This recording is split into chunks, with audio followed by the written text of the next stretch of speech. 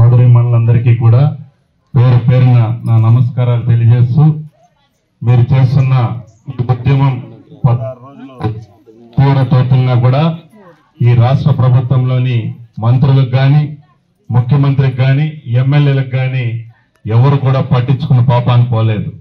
మీ న్యాయమైన కోరికలను, ఎందుకంటే గత ప్రభుత్వంలో నారా చంద్రబాబు నాయుడు గారు ఉన్నప్పుడు ప్రతిపక్ష నేతగా ఉన్నటువంటి జగన్మోహన్ రెడ్డి ఆ రోజు కర్ణాటకలో కానీ తెలంగాణలో కానీ పెంచినారు, మీరెందుకు ఆంధ్రాలో పెంచలేదు అని అడగడం జరిగింది. ఈ రోజు అదే జగన్మోహన్ రెడ్డి ముఖ్యమంత్రి అయ్యాక తెలంగాణలో పెంచినా కూడా ఇటు పట్టించుకొని పాపాన్ని పోలేదు. కాబట్టి ఓట్లు అడిగేకి వస్తాడే తప్ప తల్లికి చెల్లికి న్యాయం చేయలేనాడు మనకేం చేస్తాడనేది ఆలోచన చేయాలని మనస్ఫూర్తి కోరుకుంటూ, మీ న్యాయమైన కోరికలకు ఎప్పుడు తెలుగుదేశం పార్టీ మా అధినాయకులు నారా చంద్రబాబు నాయుడు గారు, అదేవిధంగా మా యువ నాయకులు నారా లోకేష్ గారు ఎప్పుడు కూడా మీకు సంపూర్ణ మద్దతు తెలియజేసినారు. కాబట్టి రేపు కూడా కుప్పంలో 3 రోజులు చంద్రబాబు నాయుడు గారు పర్యటన ఉంది. కాబట్టి మీ యూనియన్ కి సంబంధించి ఎవరన్నా కుప్పంకి వచ్చినా కూడా నేను తీసుకెళ్లి సార్ను మాట్లాడిస్తాం. ఎందుకంటే ఇది రాజకీయాలకు వేదిక కాదనేది మాకు తెలుసు. ఎందుకంటే మీరు అడుగుతున్నటువంటి, మీరు కష్టపడుతున్నటువంటి న్యాయమైన డిమాండ్లు పరిష్కరించాలనే మేము వచ్చాం. కాబట్టి మీకు ఎల్లప్పుడూ కూడా మేము అందుబాటులో ఉంటామని ఈ సందర్భంగా తెలియజేసుకుంటూ, రాష్ట్ర వ్యాప్తంగా మీరు ఏ కార్యక్రమానికి పిలిపించినా కూడా మీకు తెలుగుదేశం పార్టీ తెలుగు యువత సంపూర్ణ మద్దతు తెలియజేస్తామని ఈ సందర్భంగా తెలియజేసుకుంటూ, మీకు ఏ కష్టం వచ్చినా కూడా ఒక అన్న తమ్ముడు వలె మేము మీకు ముందుండి నడిపిస్తామని ఈ సందర్భంగా తెలియజేసుకుంటూ, మీ ఈ అవకాశం ఇచ్చిన పెద్దలందరికీ ప్రత్యేక ధన్యవాదాలు తెలుపుకుంటూ, జై తెలుగుదేశం, జై చంద్రబాబు, జై లోకేష్. కనీస వేతనాలు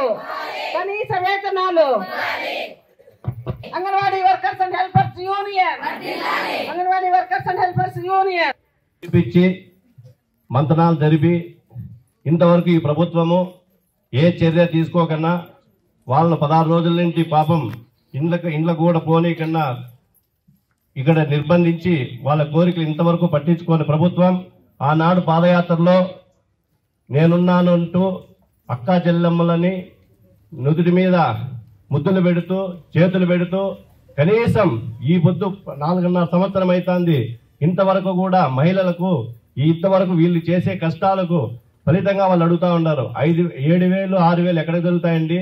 కనీసం మదనపల్లిలో ఏదన్నా మన పనికి పోతే కూడా ఈరోజు ఒక స్త్రీ 500 సంపాదిస్తుంది. 10 నుండి సాయంత్రం వరకు పిల్లలను తల్లిలాగా కాపాడుకుంటూ ఏ కష్టం వచ్చినా ఏ సుఖం వచ్చినా పిల్లలను వెంట పెట్టుకొని సాగుతూ ఉంటే మీకు పట్టడం లేదా? మీ విలాసాలకైతే డబ్బులు ఉంటాయి, మీ అపార్ట్మెంట్ కట్టుకోవడానికి డబ్బులు ఉంటాయి.